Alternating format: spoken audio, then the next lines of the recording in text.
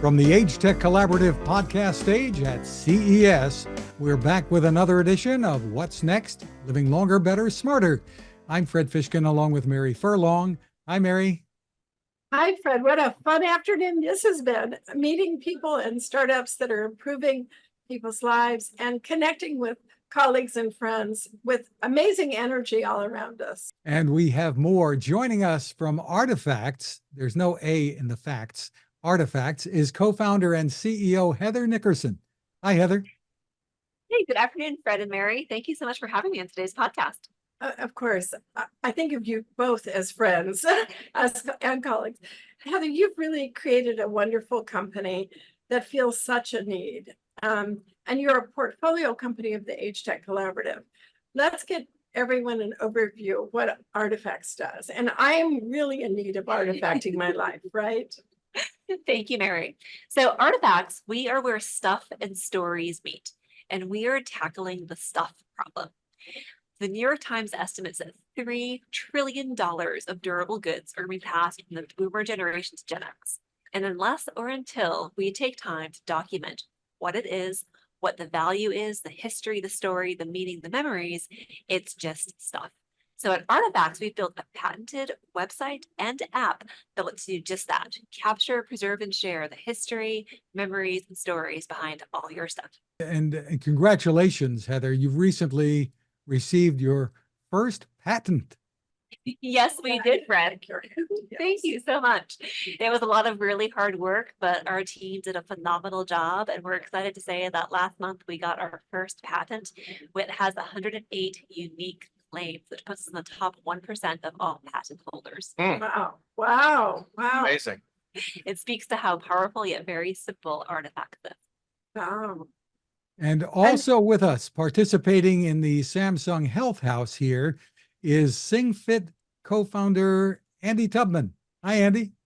Hello. Thank you both very much. And yeah, it's a pleasure to be here. Andy, you and SingFit have a wonderful story to tell about how music improves our lives. So I know you started some of our conferences with the sing-along, but I'm sure the story has evolved much more. So tell us a little bit about SingFit today.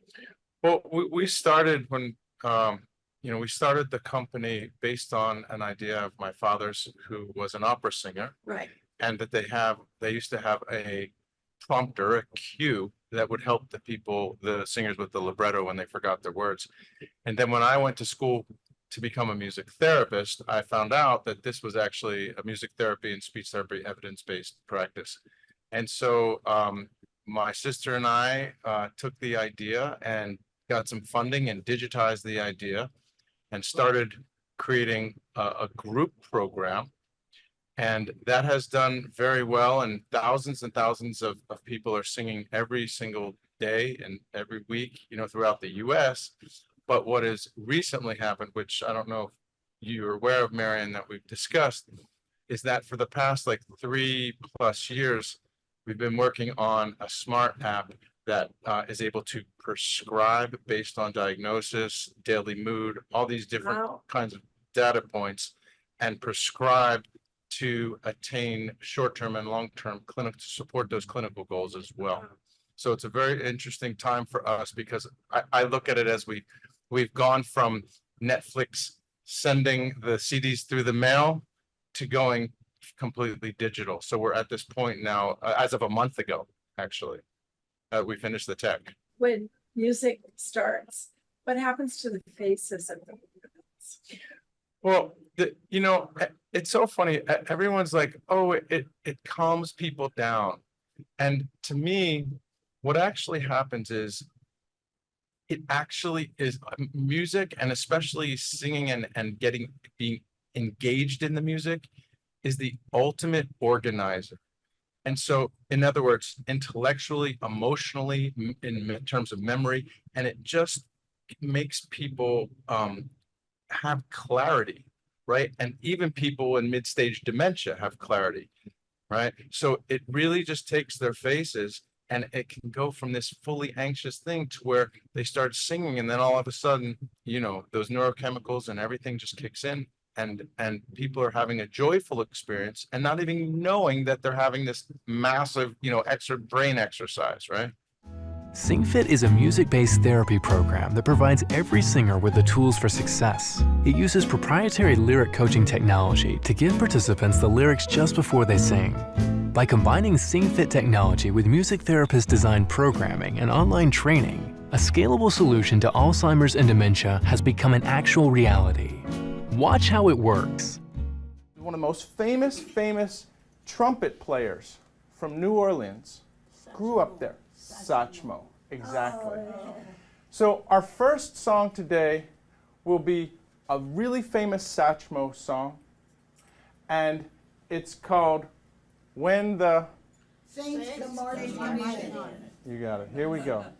All you need to do is listen to the words and sing along with me, please. I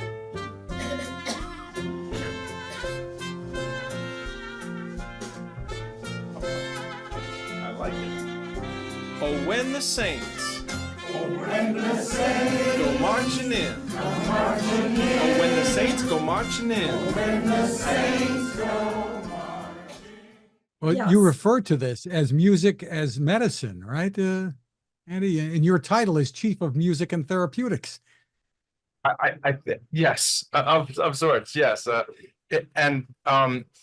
There's what's really interesting also is that Universal Music, actually just in the UK, in LA, there's a bunch of this very massive companies that are buying into this music as medicine movement, which, Mary, we've been in 10 years and there was no movement before, but now as of the last year or so, there's FDA approval for certain products in terms of music, and it's just a beautiful thing to be a part of. And I spoke to Rachel. We actually were at JP Morgan before this. And she was at our party on Sunday at the yacht club. And she was saying how she's doing a lot of work in the UK, and the UK government is supporting this innovation. So music is universal. But back to Heather, getting rid of things and figuring out the meaning of the things that are most important. As I was starting to think about this, my son had one year given me slippers that when pigs fly. And and when the children play dress up at my house, they always want the when pigs fly slippers. So some people might think, oh, it's a piece of art, or it's, your china, but those pigs fly slippers have really special memories. So Heather, I can't think of any more common topic among my 75-year-old friends than getting rid of stuff. So tell us more about what you're doing, and what are people getting rid of, and what are they keeping, and what are the highlight things they're artifacting? So it's been really interesting, Mary, to watch what people are artifacting, what they're keeping, and then of course what they're getting rid of. Over the past 2.5 years, we've seen people artifact everything from the strictly sentimental all the way up to extremely valuable items that are family heirlooms passed down from generation to generation. We even had one of our first public artifacts was an antique 1914 old Ford Roadster that had traveled from Switzerland all the way to the United States. Wow. So it's incredible to see. What we've learned though is that sometimes you artifact the things that have the most meaning to you, like those slippers, right? There's no financial value. For me, it's my hiking boots. I have a pair of hiking boots held together with super glue. They tell my story. They're now sitting as bookends in a bookcase. If my daughter was to keep only one thing from me, it's not the jewelry, it's not the artwork, it's not the crystal, it's those hiking boots because they tell my story. On the flip side, you're seeing a lot of people also artifact those family heirlooms, those things that do have value. They want to make sure that the story is passed down with the actual item. When people decide to get rid of stuff, it may be when they're downsizing and they can't take everything with them, but they have very fond memories of those things. A great example is the dining room table that seats 12, right? If you're going from 3,000 square feet, there's no physical way that's going to fit in 1,000 square foot assisted living 1-bedroom apartment. Right. So you can artifact that table, combine it with a photo of maybe of you and all the kids around the table on Thanksgiving from 1974. Maybe include some other key photos or even a video of you sitting at the table and sharing your memories of it as a family. and then you're able to let go of that table. So it really, I think it depends on each person, kind of what do you keep, what do you let go of? We're finding people tend to keep very sentimental and meaningful objects like the slippers, like my hiking boots, and they may let go of things that they can either easily sell, pass on, rehome, or donate, things that maybe take up a lot of space that they don't need, but they want to keep the memories safe with artifacts. So tell us how membership works here and how people can get started. Kind of step us through. Sure. So it's really simple to get started. We like to say if you can email, if you can do Facebook, you can certainly Artifact. You can go to our website, it's artifacts.com. That's ARTIFCTS.com. And you're able to start for free. Your first 5 artifacts are always free. We say don't take our word for it and try it yourself. If you love it and want to do more, or you've got a lot of stuff and a big family, you can subscribe. It's an annual subscription. It's $119 a year. You can make unlimited artifacts, and you also get 4 accounts to that price. So you can keep 1 account for yourself and then give away 3 accounts to siblings, to parents, to grandparents, to your children, to college roommate if you wanted to. It's up to you who you want to be artifacting. And you even have concierge services. Yes, we do. We have virtual concierge and person concierge. We saw, especially coming out of COVID, people wanted a little bit of hand holding with how do I get started? I have all the stuff. I've been sitting here staring at it for the past year and a half. What do I do with it? So our virtual concierge sessions will help you get your account set up, establish your legacy contacts, establish your sharing preferences, and then walk through your first maybe 3, 4, 5, 6 artifacts. Our in-person concierge service are for those that you're feeling overwhelmed and you just want someone to handle it for you. So that's when our team will come to your house or wherever you happen to be, sit with you, you tell the stories, we take down all the details, we take the photos, the videos, we make your artifacts easy for you.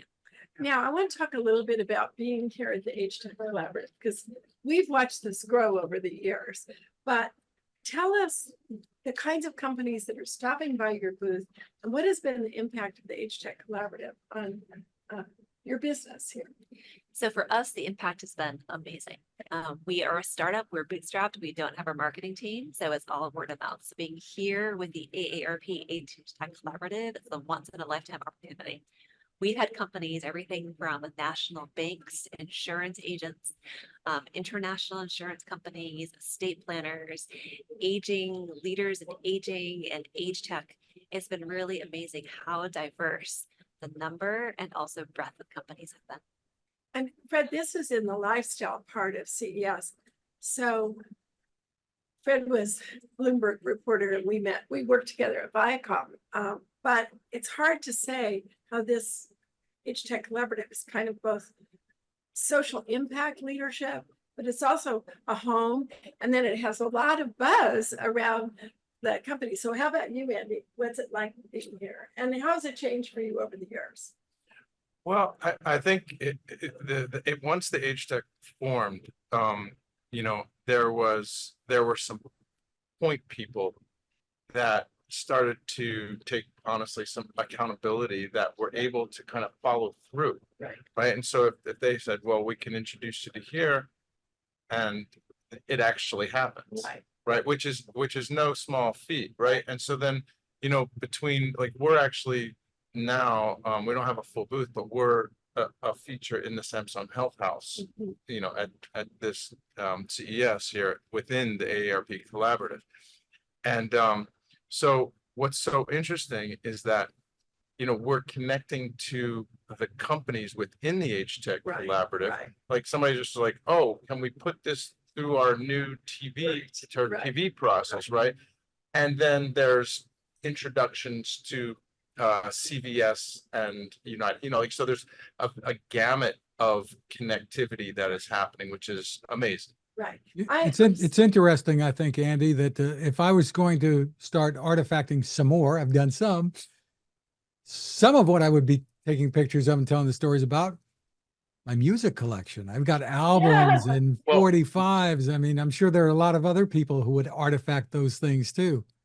I was actually going to say that we should talk because there's a whole section with, as a music therapist, right? There's all kinds of legacy playlists that people can put together to show their life. There's all kinds of singing and recording that you can do together to remember somebody.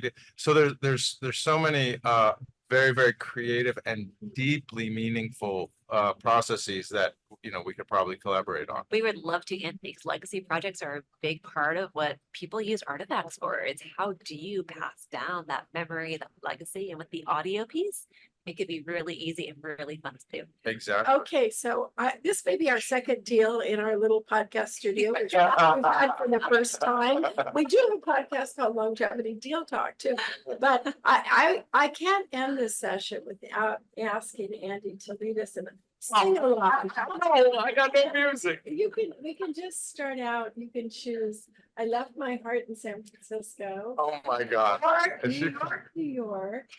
Oh, Or where are we in Las Vegas? How about Viva about, Las Vegas. but now I can sing, so this is going to work out just fine. I don't know. It's gonna be very. Fred is getting a delay, I think, but Okay. but honestly, you know, I think we could sing a little bit of one of my dad, and this idea really came from my dad, and one of his favorite, and dare I say cheesy, but he's a great singer, is Tom Jones. Oh, yes. You know what? When I was having my third age birthday party, and I'm having dinner with our former head of marketing tonight, they brought in Tom Jones to sing at my 50th birthday party. But that was 25 years ago. That is But so anyway, cool. Tom Jones would be fine. Yeah. Okay. So you know, to sing, right, you really want to do it in time, even when you're singing with folks in the home or in the house, right? You want to do it. So let's see. We're going to need you, Fred, because I can't sing. One, Neither can I. two. It's not unusual to be loved by anyone. Da-da-da-da-dum. Thank you. It's not unusual to be hugged with anyone. I'm making up words, but when I see myself in the round with anyone, it's not Not unusual. to It see- happens every day. You got it. No matter what you say, I think it happens all the time. That's great. That was it. That was our music therapy. Boom, We should record that. Another deal happening. boom. It warms my heart to see the growth of SingFit and the great work you've done, and Thank you. for being a part of what we were doing in the beginning and still a part of what we're doing today. And Thank you. Artifacts were just right in there with you. So that's it, Fred. Had quite a day here. Really terrific. And we want to thank the AgeTech Collaborative from AARP for inviting us to be part of all that they're doing at CES. What a great effort. We want to thank Meeting Owl for technology support. Thank you to all of our guests today, especially you two, just terrific and leading us in song here as well. And to those who are in the audience live there at the podcast booth at the AgeTech Collaborative. You can always find more of What's Next Living Longer, Better, Smarter at maryfurlong.com/podcast.